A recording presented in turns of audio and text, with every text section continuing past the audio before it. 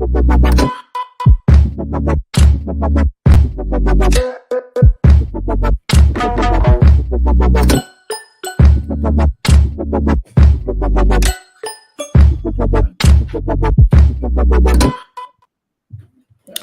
people, and welcome back to Normski TV and the What's Going On podcast.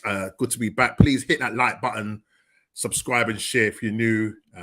Still on that road to 300. I don't know when we're going to get there, but come on, man. Let's push this around. And listen, we are going to crack on with the show tonight. A lot to talk about.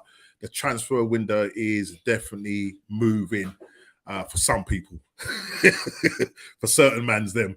But we are going to talk transfer this evening. We're going to be talking about the Saudis. We're going to be talking about the Chelsea fire sale. Man U, are they going to get top four? What's going on? And Arsenal need to sort of pull their fingers down. We need to stand, as it say, and deliver. Adam, and if anybody doesn't know that, stand and deliver your money. Jason should know it, and I think Ace is a little bit young for them things. So, but anyway, listen, we move. But let's just get into the show. I'm gonna bring in he's not a special guest because he's always on my show, but he's all the way from. Well, he'll have to tell you where he is, yeah. So let me just go around the table quickly. Welcome, Big D. Welcome, JP. Welcome, Ez, man.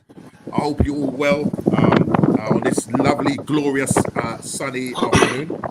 I don't know who's noise. Is that D's one? He's got. I can hear the wind blowing on D's. Oh, is that me? Is that me? Oh, I can hear the wind blowing on D's mic there. Right. So listen, I'm just gonna go around the table right now. And first of all, I normally start off with Big D.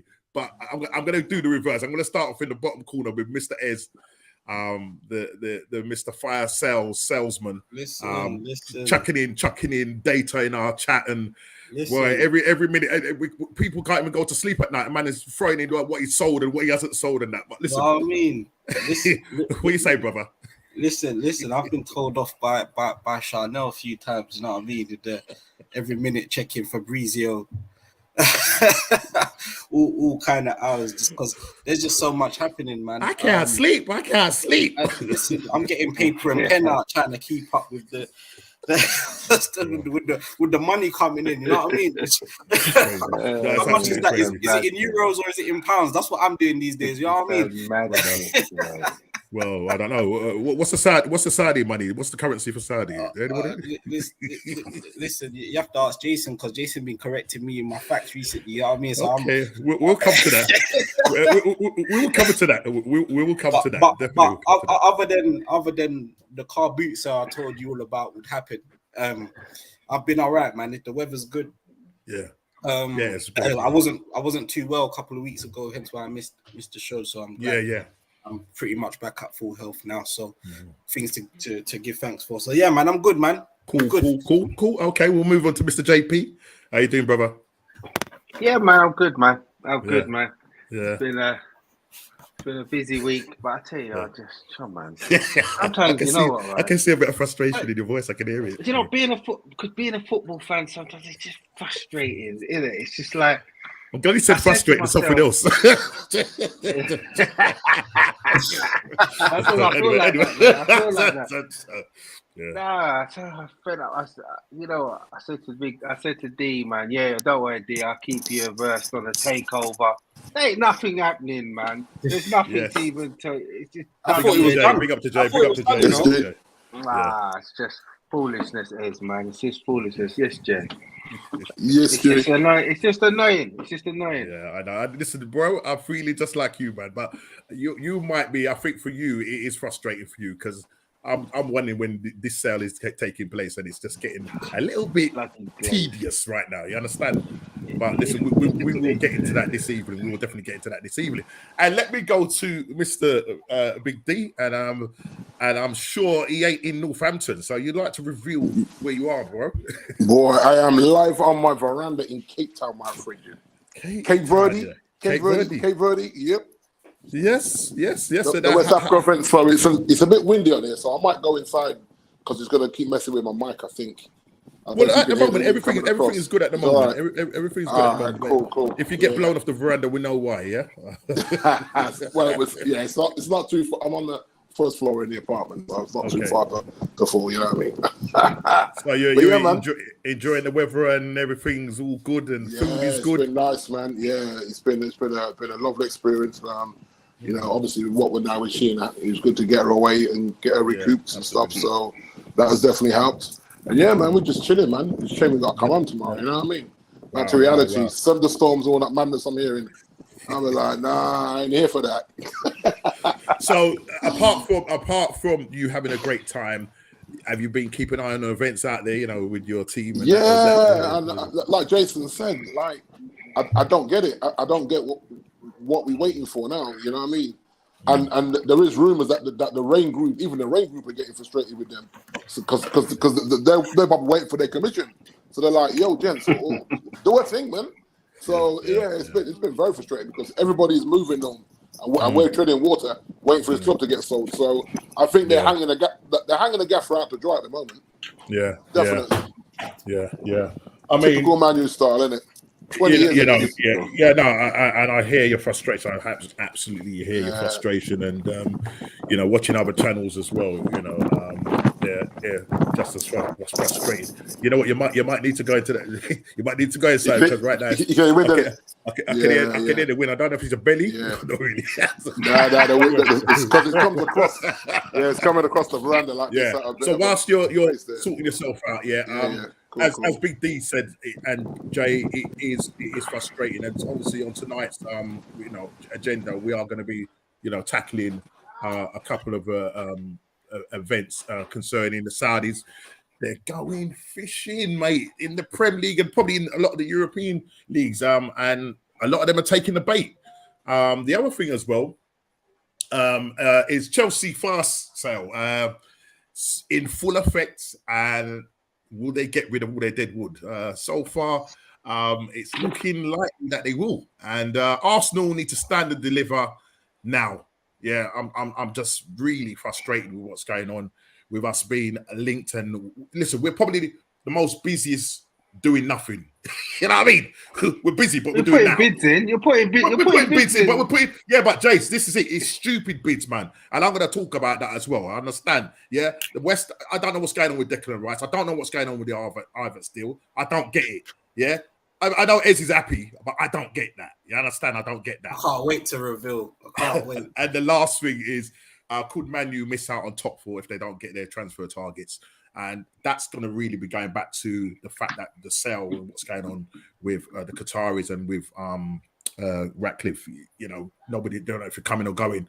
So we are going to delve into that. So I think, listen, I think we will tackle, first of all, let's talk about the Saudis and their fishing premises. They are really doing some business right now out in Saudi, and you might have seen that link that I sent you with regards to yes. Big up to Craig. How you doing, brother? Big up. And to my sis Anne, how you doing? Hope you're well. Hope you're enjoying the weather. I say big hi to Raymond for me and Ricardo. He should really be an Arsenal supporter. I don't know why you made him into a Liverpool supporter. That's as Ian Jay said, Liverpool are irrelevant right now. So he had no chance. And he's Liverpool as well. Big up to Junior, man. What you say, brother? Good to see you. Good to see you. He's my godson, Norms. I'm gonna change him, man. Listen, bro. You need to do something about it because right now, you know what I mean. But she's got the kit for him. She's got the kit and everything, and you know what I mean. And all of a sudden, she's a Liverpool supporter. She don't know nothing about football, but jump on the bandwagon and all that thing, So so let's just get back to Listen, Craig, we're going to talk about Shy Havertz, bro. Yeah, we're going to talk about him. Absolutely ridiculous what's going on there. But going back to the Saudis, and I just want to know really what's happening and why they're doing what they're doing. And they're going for players, obviously, a lot of them in their twilight years, likes of Ronaldo, Kante. You got Karim Benzema that's gone there now, and now there's a little thing rolling with the Chelsea man. Them, so we might link the Chelsea fire sale alongside what the Saudis are doing right now. But they are in the market. They're in the market. Big up to my sis Kay. Good to see you. Yes, Kay. She's Brazil support. It's Norman's baby sister. You need to get that right. And she's a Brazil, so she don't support any other club. She only supports Brazil. Yeah, so Brazil. If you talk to her about football, it's Brazil, and she probably still thinks Pele is still alive, but he's passed away. Just to let you know that. God rest his soul. God rest his soul. But yeah, so I want to combine the two: the Chelsea fire sale and Chelsea benefiting off of the Saudis and the fact that the PIF, finance and stuff. There's a lot of stuff that's going on, and I know they're trying to put the Pro League on the map now. You know, they had the World Cup there last year, and I think now, you know, some of you, if you did read the article of why they're doing it. So I just want to kind of get your thoughts, gentlemen, regarding the Saudis, you know, and why players are taking the bait. What is the bait? And is it good? Is it good for the sport? Is it good? Is it good, or is it only good for Chelsea? I think big up Geezer. What you saying, brother? I have no words. Yes, Tom. I think Kai Havertz is going to be the star act tonight. Yeah, I think Jason should kick off on this one. He had a lot to. Hey, you mean? All right, okay, all right. I'll tell you this, right? Let me put it to you this way. If the Premier League turned around tomorrow and said, you know what, we've got £1 billion, and what we're going to do is we're going to buy a controlling stake in Manchester United, Arsenal, Chelsea, and Liverpool, let's say, right? And then what they do, so when they go off, the Premier League go off to Spain, Real Madrid and Barcelona, and they say, actually, we want to buy your players. Then they go and buy a couple of players, and then what do they do? Remember, it's not a Chelsea or Man United representative. This is the Premier League now, going off to Real Madrid and Barcelona. They go off and buy all these players from Real Madrid, and then what do they do? Just say, well, all right, Liverpool, you can have him. Arsenal, you can have him. Yeah. And that's basically what the Saudis have done. They bought the Saudi investment fund have bought controlling stake in 4 of the biggest clubs in Saudi Arabia. Yeah. So when they went over to Chelsea the other day, who do you think went there? It was the representatives of this Saudi sovereign wealth fund, right? Fund. Yeah. So when they sat down with Chelsea, they said, all right, we'll take him off you. We'll give you 100 million for it. And then what do they say? Oh, I'll tell you what do you fancy? Who do you fancy? Oh, you fancy him? Oh, you have him then. Oh, we'll have him. Well, I don't want to play with Ronaldo, so I'm not going to go there. I mean, how does that work? How does that sound right? It doesn't. They're saying, but you know what? Sorry, it is. But then they're saying, right, that this Clearwater, who own, obviously, they've got majority stake. They've got a stake in them as well. Something's not right here. Something's not right. It kind of feels a little bit underhanded. It's not right, and it's not right. Someone needs to at least investigate. And I saw something just as we were talking. Gary Neville apparently said the Premier League needs to pause all dealings, Premier League clubs dealings with the Saudis until this is investigated, because something feels wrong. All wrong. I mean, sorry, before Ez comes in, look, Ez, the last transfer 2 windows, you spent 600 million, and I get it, you've got to balance the books, and it's just so easy and ironic that the Saudis have come in now, and it's almost like, do you know what I mean? Because, and what I don't get, which is crazy, is Man U and Arsenal are also helping with this team, funding this thing. Mount is likely to go to Man U, and we're about to sign Havertz for 65 million. Don't get it. I don't understand why we're going for Havertz, what he can do for our club. I had a big, not, I wouldn't say a bust up with Ian. Big up Ian, how you saying, brother? Yes, Ian. and I was just trying to explain to him that Havertz is not a good player, and we're wasting our money on it. But we will come back to Havertz. But let's just go to Ez on that point of what Jason's just raised. Yeah. To be fair, I'm gonna stop being a Chelsea fan for just this 30 seconds. If this was happening to another team, I'll be calling for an inquiry as well. That's just me being real and not trolling for a second, because you lot knows I like to wind you lot up. But at the same time, if it was on the other foot, and especially in Man United's example, where your club is pretty much paused until you can get yourself through, and meanwhile you've got 4 players from Chelsea, literally that going the other way, and that also just hints that we're going to be spending money soon. So, but you're right, Jason. Okay, let me clear up the Clear Lake situation. Is that the Saudis have a minority stake in Clear Lake, but Clear Lake is a private equity firm. So their job is, when you put your money in them, to get you a return. That is it. They don't care how. That is just it. Whether it's in real estate, in Chelsea's case, it's in football, and Clear Lake's job is to get Chelsea performing on and off the field, business, commercial-wise, to pump back their dividends and returns to whoever has a stake in the company. So I can understand where Jason's concerned, because technically the Saudis could be keeping our books afloat to stop us getting stung, so that we can continue pumping the money in. And so that we don't get stung by FFP, and that's going to stunt their performance. But Clear Lake, PIF, Clear Lake is so big; they've got 72 billion in other investments that Chelsea is literally probably at a small percent, talking about 2%, 3% of whatever their return might be. When you go on the Clear Lake website, which I obviously done as a Chelsea fan, a bit bored.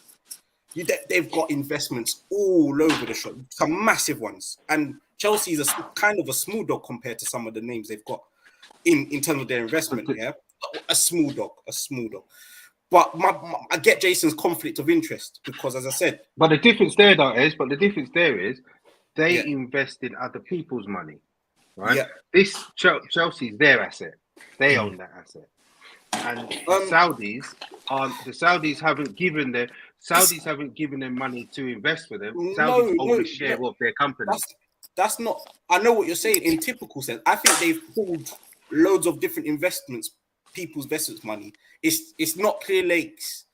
They're in control of Chelsea, yes, but they haven't used their money.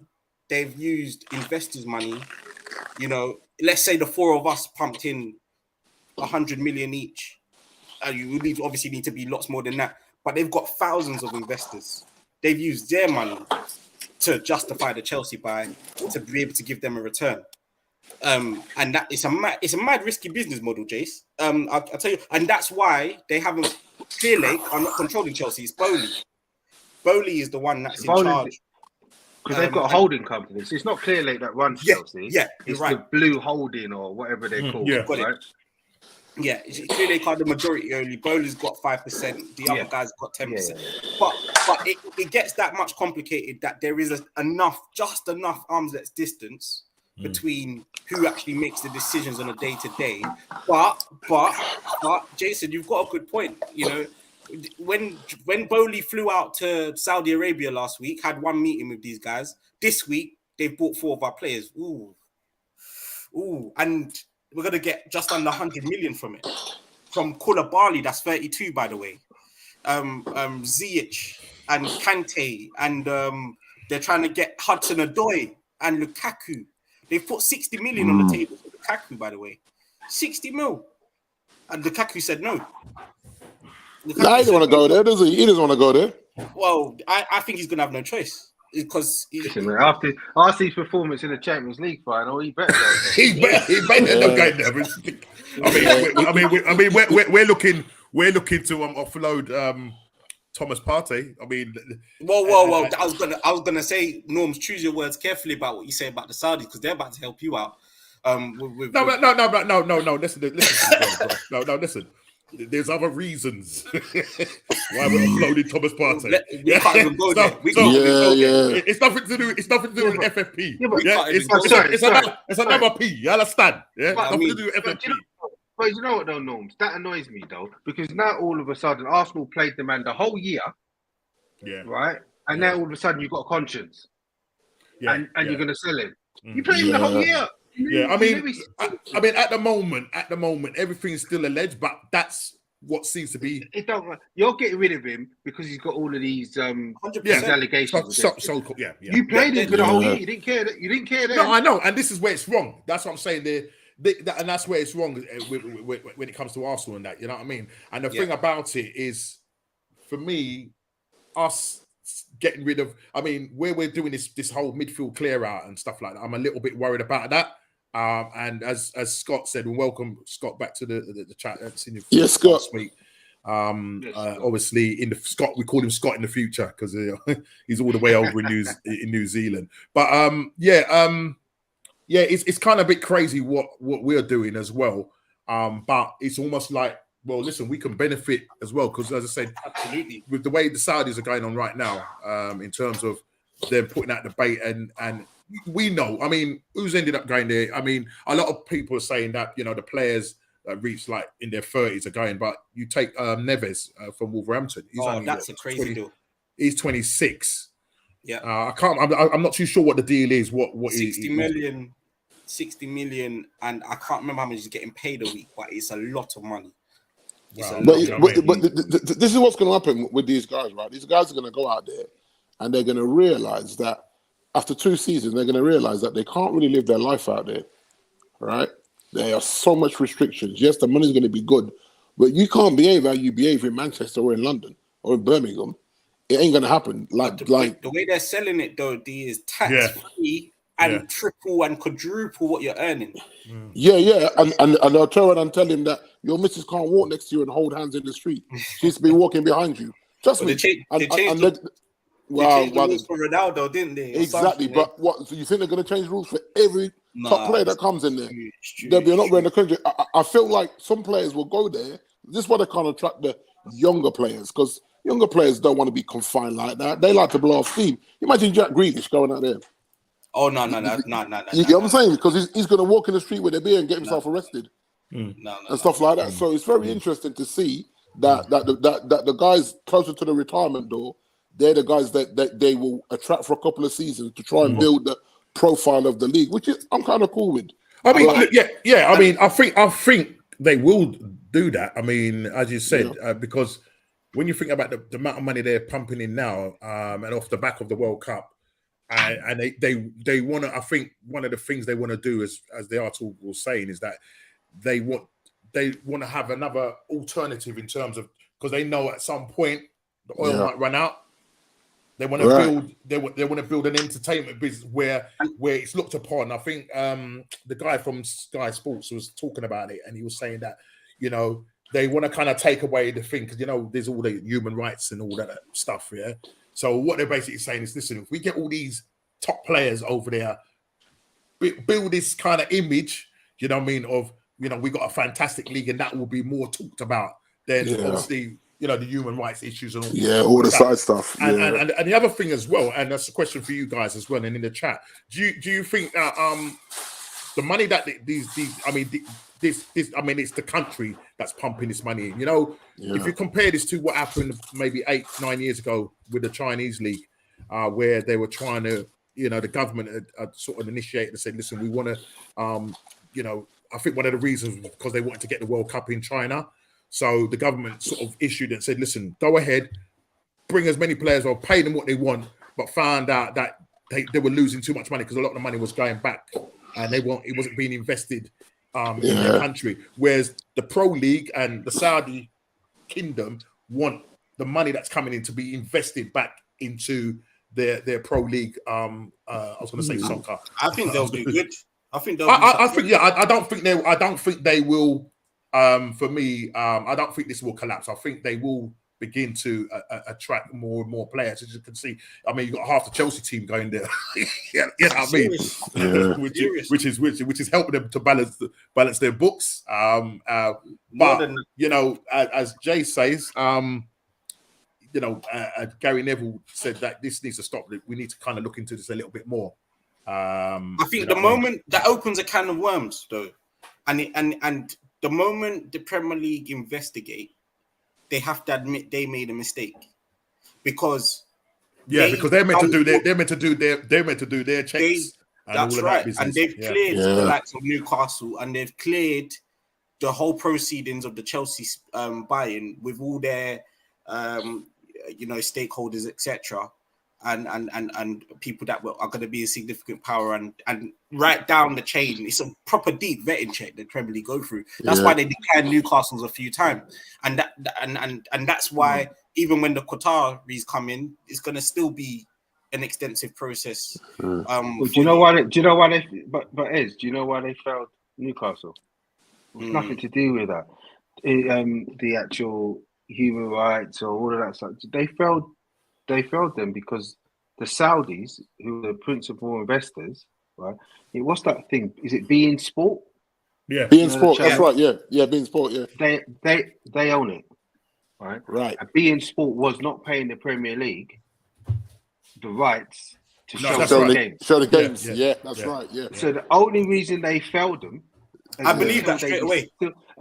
Until the Premier League said, "Look, you need to pay us for those rights." No, because you're pirating. I believe that straight away. Pirating our thing. I'll tell you why I believe that, Jay, is because Chelsea are about to lose their sponsorship with Free, and we've got a bigger deal for 1 year with a company called Stake, which is a gambling. Yeah, that's right. Yeah, Stake. Yeah, and Paramount Plus.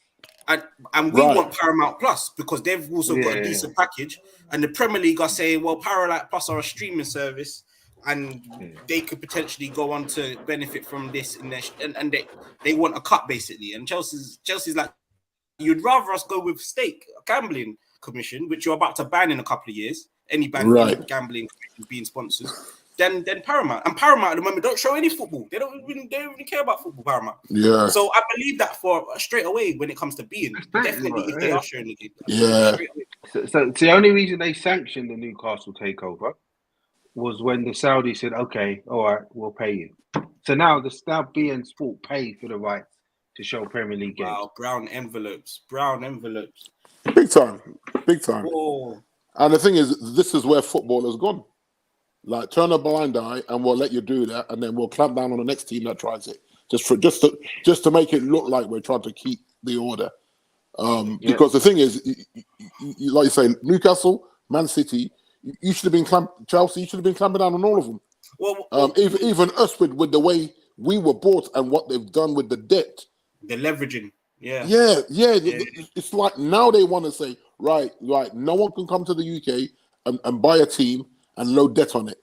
Yet there's 20 years that debt's been loaded by the Glazers, who are now stealing a living with this sale, because and it's like now you want to be concerned. You wasn't concerned when they did it. You just sat back and let them do it.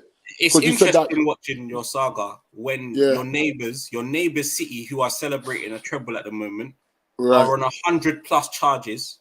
Exactly. Which they can't even appeal. It's a joke. It's strange, isn't it? It's just a strange way the football priority conscious is. And just football's in a mess. Football's a mess right now. It is, yeah. It's called money. It's called money, yeah. Yeah, money talks. But the thing is, you have to remember, guys, that this went on with the bidding for the World Cup, and was going on within the World Cup. So if it's at the world stage, then all the world's leagues, of course, they're all at it because the world stage is at it. FIFA is at it, and you can't take it serious. So no point in getting annoyed with UEFA or the Premier League or whoever, La Liga. You know what I mean? Because there's always a level that, okay, leave it with me. We'll wire some money, or better still, we'll just go draw you a briefcase full of money. How about that? Do you think with all of this, do you think that Saudi, with the amount of money that's being touted about and what's happening with the Saudi Pro League and clubs being taken over by, Qataris, Saudi, you name them. Do you think it's something that could jeopardize football, or do you think it's for the benefit? Because the teams, the top six, or even if you say top six, top four, because right now, Man City, Newcastle, they're the two with they're the two with like Qatari or Saudi owners, yeah. Is that correct? Yeah. Newcastle's that's what I'm saying. Newcastle. Qatari, no, Man City's Abu Dhabi. So Man City's Abu Dhabi. Newcastle is Saudi. Are they Saudi? Saudi. And Qatari's PSG. Yeah, and that's gonna be United technically. Some sort of connection. Yeah. Well, I mean, do you think say with that, all of this, is it jeopardizing? Could it jeopardize football? Is there going to be a fallout, or I mean, what needs to happen? There's not, Norman. I'll tell you why. You saw what Inter Miami just done with Messi coming over there. Oh my God, yeah. Right. So that's why I know there's not going to be a fallout, because basically the way I was understanding this still is that all the other MLS teams are going to have to contribute to Messi coming to expand that league. It's a Mazzolina, as they would say. And so when I look at that model in America, who's trying to catch up with the European leagues, and they're probably doing quite a decent job of it now with what the sponsorship they're getting in. Because if you look at the NFL and the NBA, the money that comes through those two sports and the ice hockey is phenomenal. Jason will tell you that.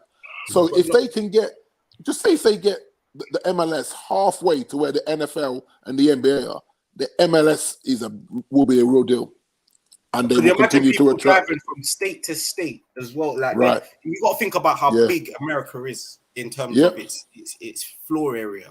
You know what I mean? It's land space. They could do a madness in terms of football if they can grow it. You have to remember that United Kingdom fits into Florida State. You pick it up and you drop it into Florida State, one state. And you still got land space past all our British coast, English coast, or whatever you want to call it. So that tells you that just in volume of shirt sales, because you have to remember that just because I live in Florida, I lived in Florida and was buying New York Giants merchandise. So that tells you that people from all over the states that don't necessarily support, because remember, Americans, they'll just move state for work. Oh yeah, I'm going to work in Dallas. But I'm still a New Yorker, so I'm a Jets fan, or I'm a Giants fan, and I'm a New York Knicks fan. But I live in Dallas, or I live in Florida. So when it comes to things like shirt sales and all that, they've got basically all of America buying shirts, all of America, for a team that is nowhere near where they live because they've moved for work or whatever. Just like us living in the Midlands, moving down to London for work, then living in St. Lucia, then living in America. So for me to say that this will affect the way football is, I just don't think it is. They'll find a way around it, like they found a way around hosting the World Cup in December. Also, who would imagine that? When you're looking at things that are happening quietly, like the RB model club with RB Leipzig, RB Salzburg, that's right. The New York Red Bull, also the Man City group, which I didn't realize how much clubs that they actually are. Yeah, that's what I'm saying. Buying up places in Brazil, and next thing you know, so and so's coming over into the academy. Because you know what I mean, and that deal, even the way at the moment there's a player that's just been bought from Salzburg to Leipzig, and it's what's his, I can't remember his name, but he's a young striker that's just coming up. I think Man United was interested in him at one point. But my point is, that's slowly happening. Chelsea are at the moment trying to buy a club this year for the start of next season in France. Do you know what I mean? So there's that. So the model. Because if you look at all the big clubs, if you look at all the big clubs, most of the big clubs have got a feeder club.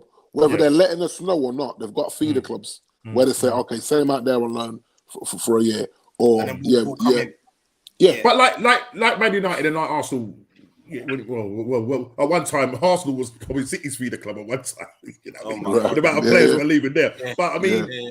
I think see like Man City now. Man City have got these clubs. They've got about how many clubs they Oh my, own. there's loads. It's There's ridiculous. Exactly. Yeah. Right.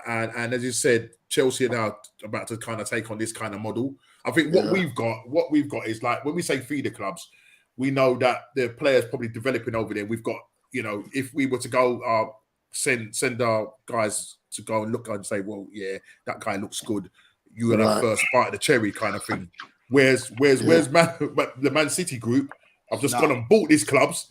Yeah, because I can't say his name. The new Tottenham boss, Pochettino, whatever his name is. He used to manage one of the clubs, as part of the Man City group. Right. Yeah? So Pep kind of knows him and whatnot. Do you know what I'm saying? So, but it's like, it's like Ancelotti, Jason. Like a lot of our academy guys go to Ancelotti to get confidence and get game time. So it's like a feeder club for us. Like, we send them out there, and we can pull them back whenever we want. There's no issue with that. You see, we used to have an official. We used to have an official one. If you under Ferguson, that's right. What the Belgian team was. It wasn't Anderlecht. It was another one. We had an official feeder club. Right. So we used to send I'm our trying to players remember. there. I'm trying to remember who it is. And feeder clubs are not so bad because that is just almost like a friendly agreement that we're never going to be as big as United or Real Madrid. Yeah, and we know that. Therefore, we're happy to develop a player and take a fee. Will come after hour. But you see, when you've got a multi-club model, it's the financial power that comes with it. Especially when, from what I understand, is I'm not the best, but I listen to a lot of podcasts and people that have a lot of better financial literacy than me. But even down the FFP route of things, being able to sort of look at income down a longer lens because you've got multiple different bits of it, and you can sort of, you know, get away with bankrolling players and you know, getting fees on loan and just looking at the transition between the income side of things. By having a multi-club law, it's not quite, you don't have the financial say when it's a feeder club because it's still two. But as even with this transfer window, now I'm led to believe by several profile journalists and stuff that United always have money set aside regardless of what's going on with the sale.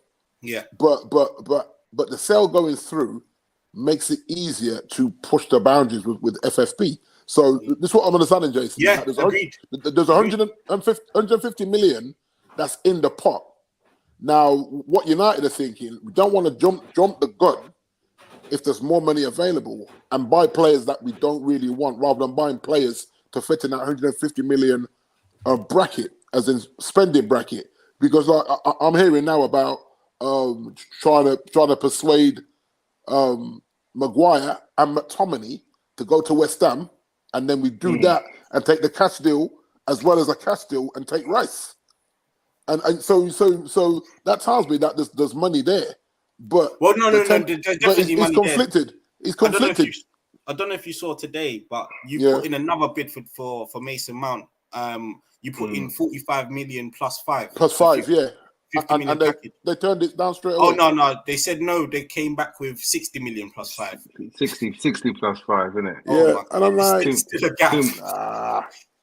It's too much. It's too much. It's a strange one, but you've clearly, as it proves your point, the money's there. You know, like even 45 million is money. Exactly.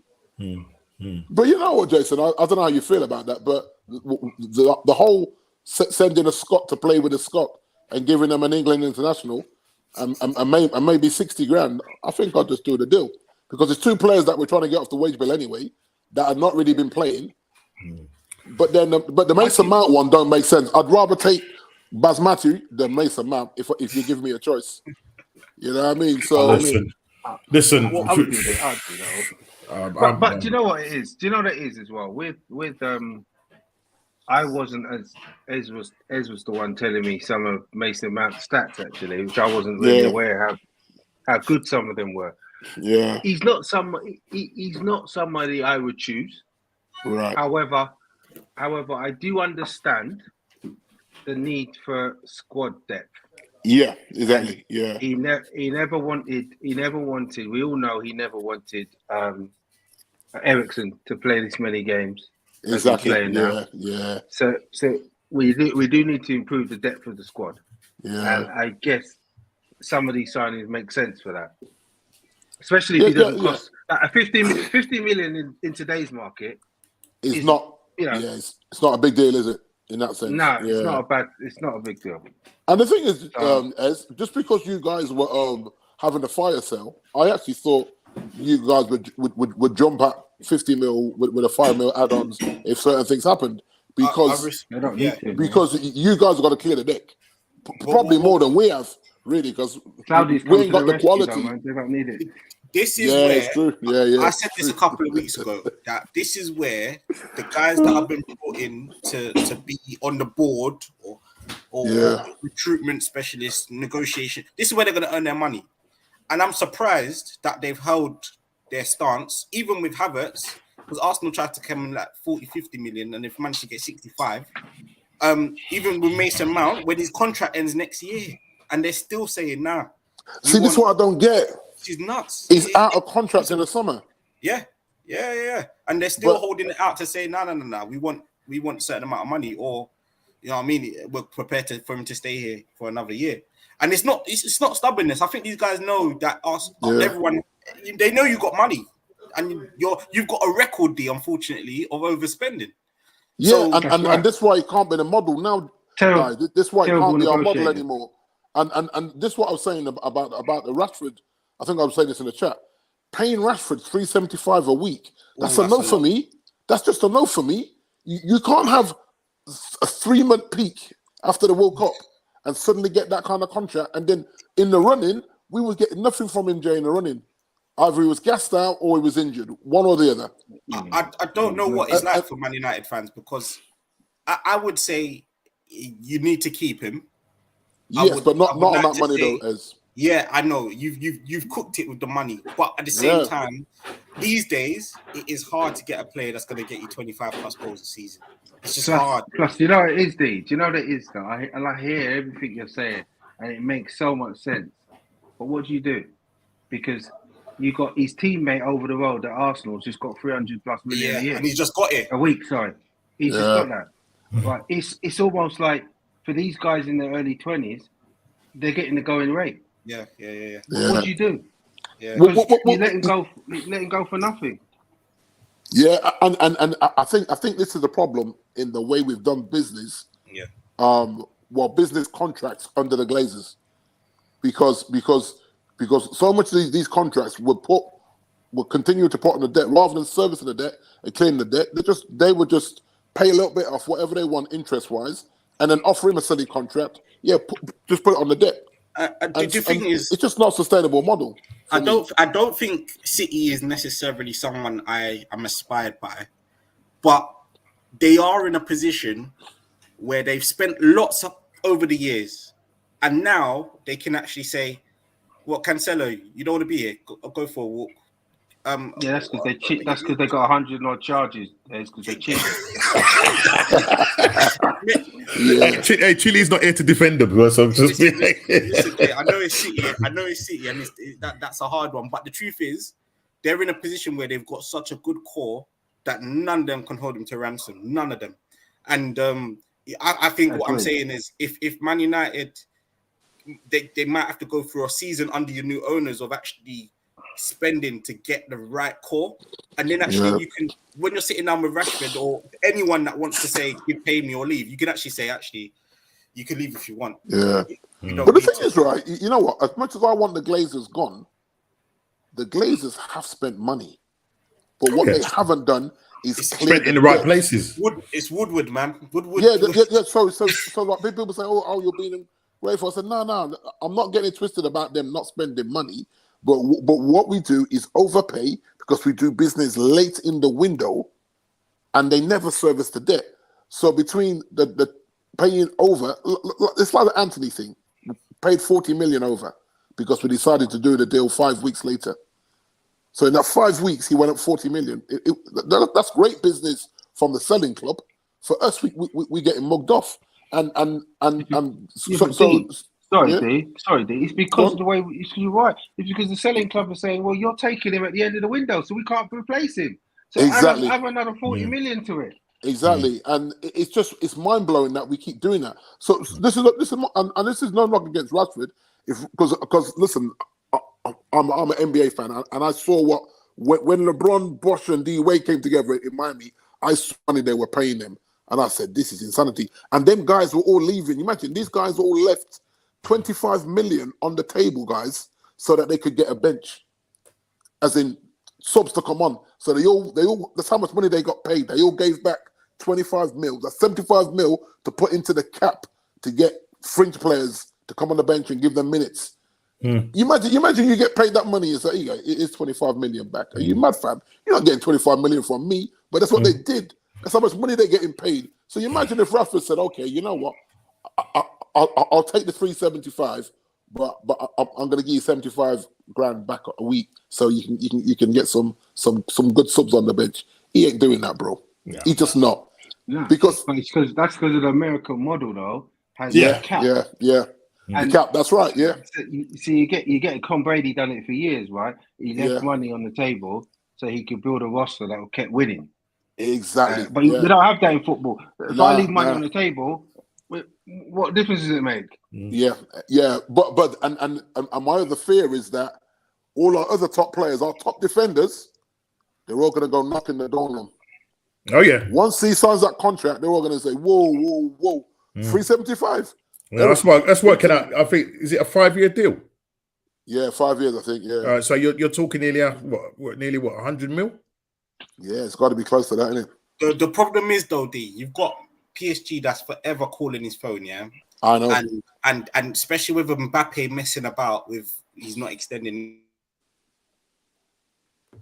his contract. We're not going to get into Mbappe talk. He's playing the game, but when he knows he can go over there and get a madness, especially on a free. If he went on a free, they'll put a lot of that up front on what he gets paid a week. I get where their hand was forced a bit. On top of the fact that he's had a good season, I know that's not anything to go by as consistency. Yeah, but you have to pay. I won't pay him. What can we do? We ain't got no choice. Yeah. In the end, what they gonna do? Because when I look around, if I go and sign another man that's gonna give me 25 goals a season, I'm going to have to pay at least 100 million for this guy and pay him 350, 75 grand a week. Yeah. And that is a problem. But if you look at the Mason situation, right? Now there's been a lot of talk this week about the Mason situation. Apparently Ten Hag fancies him, but he does understand the conflict that keeping him brings, because wherever we go, whatever away ground we go, this kid's going to get crucified because no one feels that he deserves a second chance. Even myself, I'm a little bit conflicted with it, because I'm like, I can't unsee what I saw. Yes, he is a generational talent, but whether you say they were role playing or that's how they just go on in the bedroom and thing, whatever. Like, no, because there's people like that. You guys know that we're big people. We know there's people that are into that abusive sex and all that kind of stuff, right? And they get off on it because she said that wasn't for the public. That video wasn't for the public. That's what the girlfriend said, who's now carrying his baby, who's probably going to end up marrying him. So you look at it and say, man, this is why you shouldn't live your life in public when you become a superstar. You know what I mean? You can put the odd picture on Instagram, but you put in video. You always showing the world what you're. Nah, there's no need for that. All we need to do is to see you turn up for work and bag it on a football pitch. That's all our concern is. I think we're almost safe to. Sorry, Jay. We're almost safe to talk about, because I've seen Man United have put out their retain list, and they explicitly put his name is on it. He's on it. Yeah, that's right. Yeah. So they're going. He was on it all last year. But he was on. Yeah, he was on it. It's on the books last year, you know, Jace. Because they can't take his name off. But I guess it's on the contract. That was concluded. No, that was before, but now it's concluded. It's just. And they can't take his name off until they make a decision. Otherwise, they take his name off. Then there's some legal. Imagine there's some legal wranglings and all of that stuff. They have to keep his name on there. Yeah, but it's all going to boil down And he's been paid all that time. Yeah. He's been paid, The whole time. Yeah. He But didn't get the salary. it's going to boil down to a club decision. Yeah. And they got to weigh up. They've got to weigh up this. Because, No, No, I'm go saying. on, go on. I was saying at the end of the day, listen, look, you guys, you're in need of a striker, right? You know, it looks like Victor Osimhen is going to be out of your league at the moment for the money that Napoli want. Harry Kane, you know, don't know whether he's going to put in for a transfer request or what. He won't know. He won't. But I'm just saying, you know, he's not built like that, is he? For what you guys need to do, you need, you know, Weghorst. No, you know, and the thing is, there's people saying, no, we have a striker, Mason Greenwood. We have one. No, that's what I'm trying to say. So so what I'm saying, it's going to come to that point is if you don't, because I just said Man United, as I said, they tend to just leave everything right to the last minute, right? And they may be banking on. I think something came out, I was watching another podcast, and they were saying that noise coming out of is that you know, Harry Kane may push for a move. Because obviously the guys in the England camp are saying, bro, you know what I mean? What are you doing? What you doing, bro? It's time you move. So, you know, those are stuff that's going to come out and put a little bit of pressure on Harry Kane and on the Tottenham thing. But this Daniel Levy, listen, he's going to want, he ain't going to let this guy go. You know, he ain't going to let this guy go. So what it leaves you now, but it is Norm. Sorry, Norm. But don't you think he's a little bit of chicken here as well? Because 100%. Because knowing Daniel Levy, is he really going to let him leave for free? Any business, man. Yeah, exactly. He's not going to do it. If you look at it, Jay, just say you say, okay, you can guarantee to get 85 million upwards for him now, or he walks out the door from that. And come on, man. You'd be a real mug to let him walk out the door. It'll be strange. It'll be very strange. It would, wouldn't it? It'd just be weird. I just can't. I think they're saying all the right things because they want ridiculous money for a guy in his last year. Yeah, exactly. That's what it is. But there's some man out there that ego is. He might regret it later, but for now, he can't do that. I mean, there's an owner. What's the guy's name who owns Tottenham who lives out in he's the American guy. I forgot his name. You think I'm gonna let you sit down? Because the reality is he ain't gonna win me. He ain't gonna win me 80 million, 100 million in the season. No, but you sell him, you don't get the shirt sales. You keep him, you get the sell shirts, you break even anyway. For Tottenham. Is he gonna is Tottenham gonna sell in this season? Are they really going to sell that many Harry Kane shirts? I think they'll get close to. It wouldn't be as bad. It will be. Everyone knows he's going.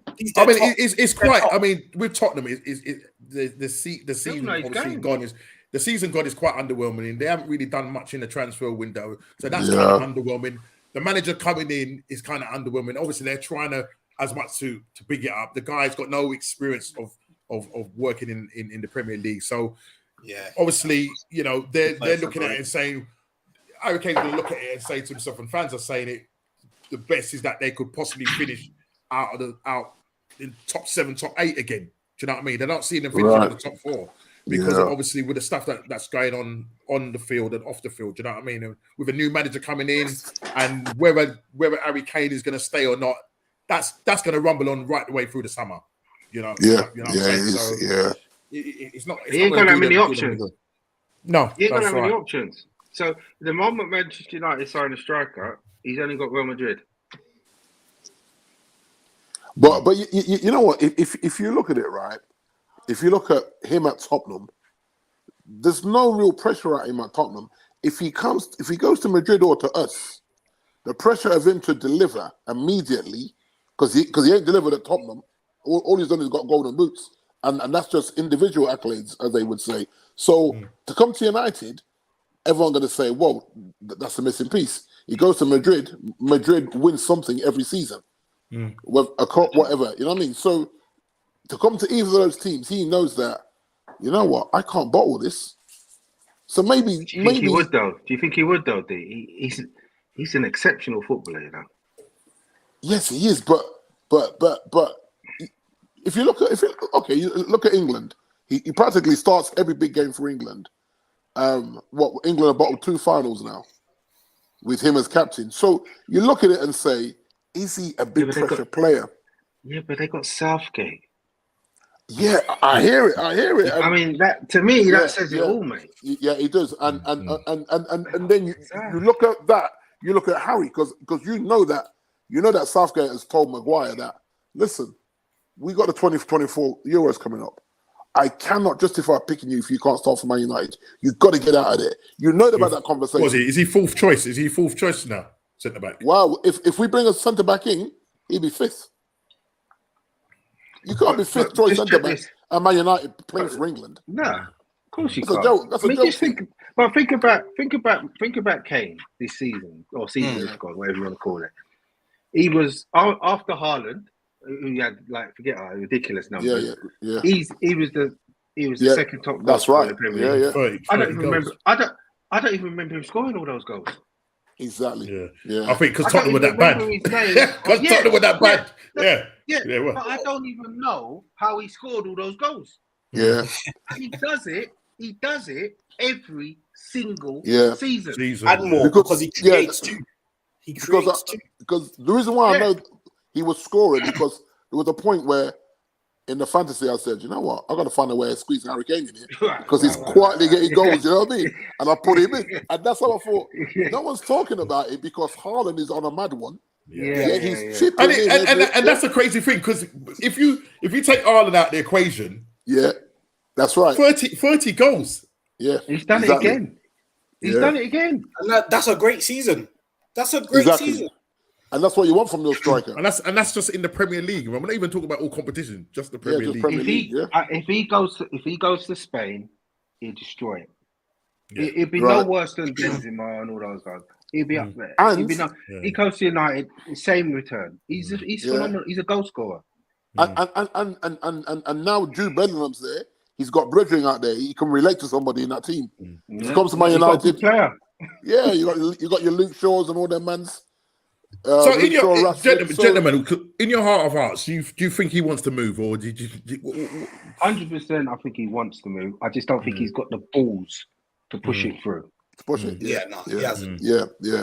He's not that guy, Jason. He's not a guy to go and aggravate the whole team morale. And you got Neil Levy. I said it in a podcast some time back. Promising, listen, we are going to be putting a statue out there. So he's playing that whole emotional, black man, emotional trip and everything on him. So it's almost like he feels obligated to stay. And obviously, he will definitely beat. Well, I think he will beat. He'll beat Shearer's record. But if he goes to a better team, I think that would be done even quick. I think that'd be done even quicker. You know what I'm sort of saying? It'd be done even quicker. But it's crazy right now. But with all that's going on with Man U, and I suppose the question is, the final question I probably want to ask both you and Jay is, with what's going on off field, and if you do get the deal through, would it be too late? And do you think you will miss out on top 4 this season? Or I know last season, you came third last season, but I think with what's going on now and with teams around you, all right, Arsenal, we are linked with every Tom, Dick and Harry and trying to get deals through, but we're just messing about. Do you think you'll make top 4 this season? Well, the upcoming season. Yeah, for me, Norm, if you look at what happened under Ten Hag, I think we had a very good new manager's bounce, right? From the train crash last season, you win a cup, you finish third. We should have gone on, and we actually should have got to that Europa Cup final. I think we bottled that, personally. That's just me. I think we bottled 100%. That. There was some awful football decisions from the coaching and from the players. There was a level of, I don't know what was going on there. I watched that game and I couldn't believe that there was no identity. So some will say he's overachieved in his first season. Yeah, but he has to spend money, and as in, you're going to the Champions League. If you want to even stay to get into knockout stages, you can't go with a squad that just did what they did. Otherwise, it's going to be a train crash. And the longer this goes on, And this is why I said that the money's there. And I'm saying, do we just spend that money and then as the club gets sold and they can balance the books and push a few out? Because I'm actually, if the Sheikh comes, I'd actually want him to just say, you know what? There's a few players there that I'm just going to pay their contracts up and let them go and clear this. Because if you can't push them to another club, just clear the state because he can afford it. I'm not being funny. I'm not saying he should afford it, but he can afford it. And if he's so obsessed with owning us, then do that. There's some fringe players there that are holding up shirt numbers. You just say, you know what? What's he got left? 2 years. How much is that? 12 million. There you go. There's 12 million. Thank you very much. Thank you for your services. And moving on. If you can get money for them, all the better. And then give this, because what I don't want is for Ten Hag to just walk away and say, "No, man, I'm getting screwed over here," because I've worked under this one arm behind my back last season and did what I did. Now you're telling me to catch City and Liverpool and Arsenal. Well, and it is feeling a little bit like Groundhog Day again. It is really feeling like that. Do you know what I mean? And to add to that, the sale of Man United and what's going on. Is it happening? Isn't it happening? It will happen. I think it will happen.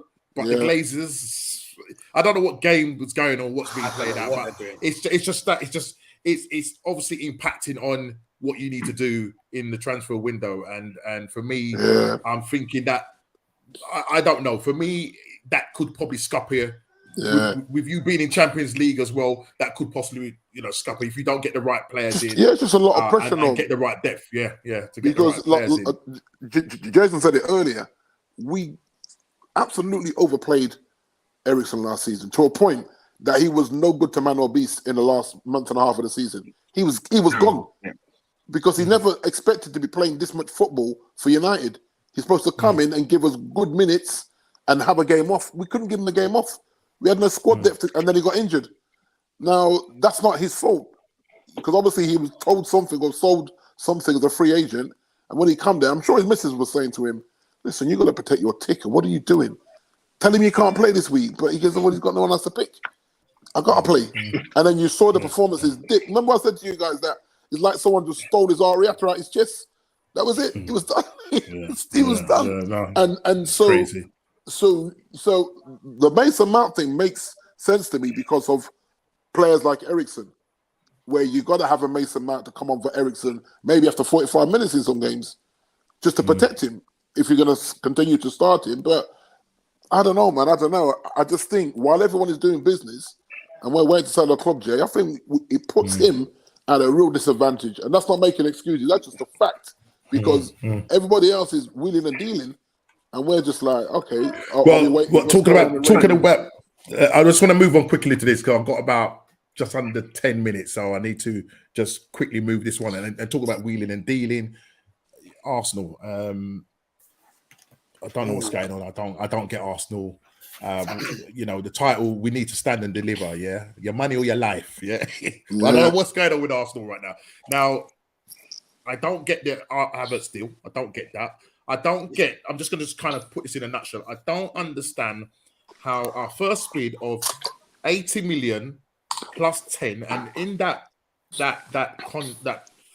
what it was made, how it was made out, broken down, was 80 million over 6 years. It was a 90 million total package, 10 million add-ons, which involved making it into the Champions League, winning the Champions League, or winning the Premier League. Yeah.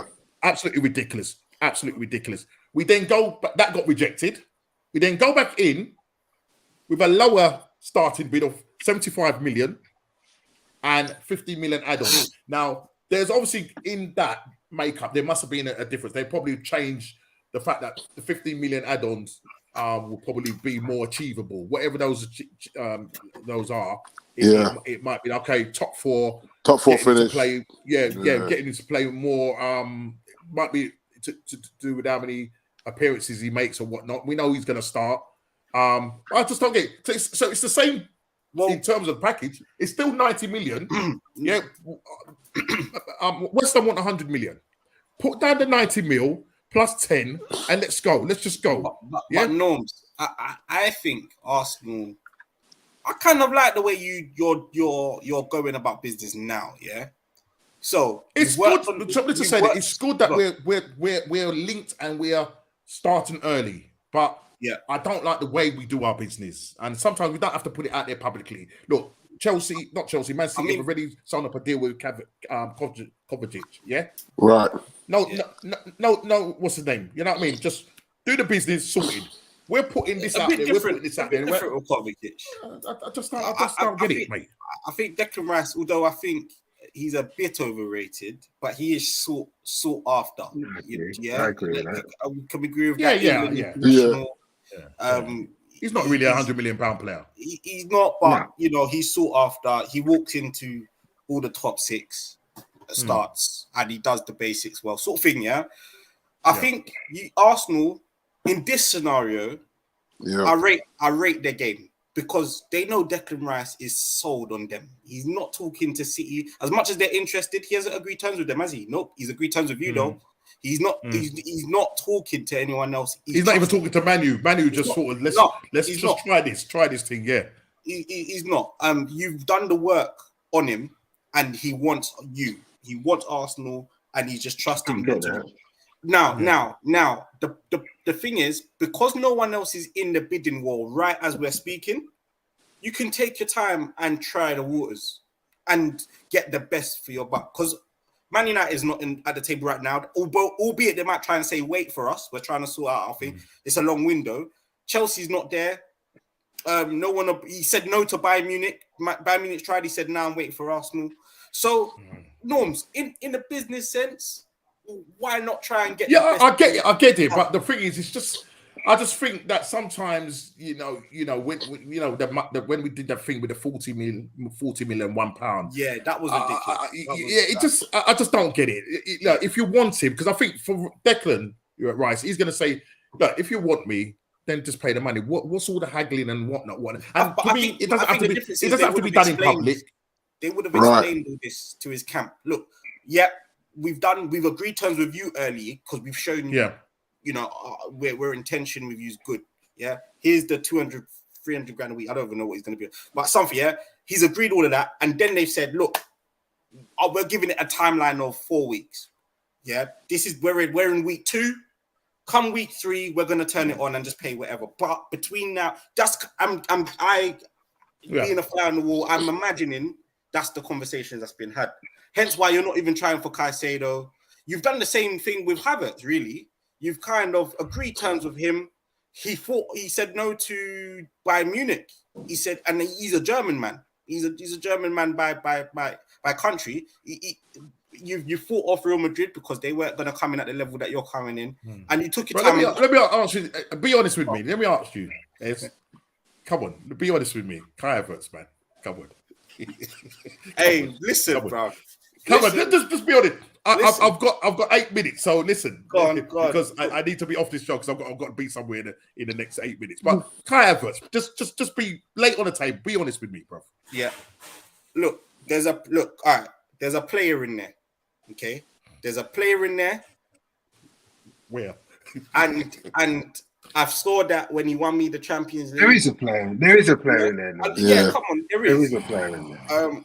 Frustrating. We could have been spending that money on Caicedo, mate. No, definitely not 65 million level of a player in there. I think if you could get him on a bargain, you do everything to do that, but you don't. How much are you getting for, Ez? How much are you getting for? We bought him for about 70 million. Was it 70? I heard 72 mil. 72 million. That's a good deal. Oh no, it might be. Yeah. So Champions League and Champions League, Europa League, we won whilst we had Kai Havertz as well. So we we a few cups later, 65 mil package is decent. However, look, Norms, we have abused Havertz positioning. We've played him as a striker because of his frame and his height. Where he's earned his name at Bayern Leverkusen was as a number 10. You've got to play him. You've got to play him in that number 10. No. We'll be back here at the beginning. Thank you. Thank you. Sentiments. Thank you very much, man. Not the captain, brother. No. Cut to the chase, bro. You don't associate Kai Havertz with scoring goals. The Kai Havertz that you had, if he was playing for us and he played like that, would you take him? Absolutely not. Absolutely not. Well, there you go. So let's say there's a player there. There's a player there. Listen, you ain't selling. You ain't selling. You ain't selling. Yo, brother, you ain't selling. You ain't selling. Where are we? You ain't selling him to me. No, it's too late. You sold him. Here we go. I know you sold him. No, what I'm trying to say, you sold him, but you ain't selling him to me. What I'm basically mean is that no, brother. Seriously. We'll 7 goals, you know. 7 goals. You know. Oh my God. We need to revisit this in about November, October. We need to revisit this conversation. See if I need to wake up. Scott. I need to wake up as well. Well, listen. That's the truth. Listen, I wish I could go on all night. Yeah, I mean, you know, we've covered mostly everything, but I don't get the Kai Havertz thing. Obviously, by the time we come back next week, the Kai Havertz deal will probably be done and dusted. Yeah. We're linked with Timber, from Ajax. Yeah. And I know you guys were looking at him. Looking at him. We put a bid, and I know you're saying it's good that we're moving because we put a bid in for 30 mil. I think they want more near a 40 mil. So I think there's a possibility that deal can get done. But I think for me now, the Declan Rice thing needs to happen. Well, don't forget, you're in talks with Lavia as well, and that's a player. That's right, yeah. I don't know if anyone's focused on him last season, but that's Southampton. He's a good player. Yeah, Southampton. Yeah, that's right. Yeah. I think good player. Yeah, that's right. And I think City have got a 40 mil. I think they've got a 40 mil thing of buyback clause on him as well. They're not going to use that. Yeah. They've got a 40 mil. Look, 60 months plus wages, 100 mil. Go get Caicedo. Yep, jokes. Yeah, absolutely. True. But it's too late now. You know what I mean? It is the twilight zone. I'm in it, and I've got to figure it out. I mean, it's going to be a long summer. It's going to be a long summer. I just hope that Arteta can get the Bundesliga player out of him when he played for Bayer Leverkusen. If he could get that player out of him, then he's obviously going to try him in different positions as well because he's a number 10. Last thing on Havertz is I don't think there needs to be a loser here. Yeah, I think Chelsea, it wasn't working for him. Yeah, but for 65 million, it's happy days for us. You get a player that you might be able to get better by putting him in a position and a system that suits him better. There could be 2 winners. Yeah. There could be 2 winners. And if that happens, happy days. If he goes up and rips up tree trunks, 65 million's happy days over here right now for what we're trying to do. So it could be 2 winners here. Hey, Norm, before you wrap up the show, can I quickly show off? Quickly. Yeah, just quickly. Jason's not going to like this, yeah? Jason's not going to like this. But outgoings today, Chelsea have taken in 165 million. Today. Wow. And at that juncture, people, I want you next week. I'm gonna say it. That is a piss take. I'm sorry. So that is allowed to go. No.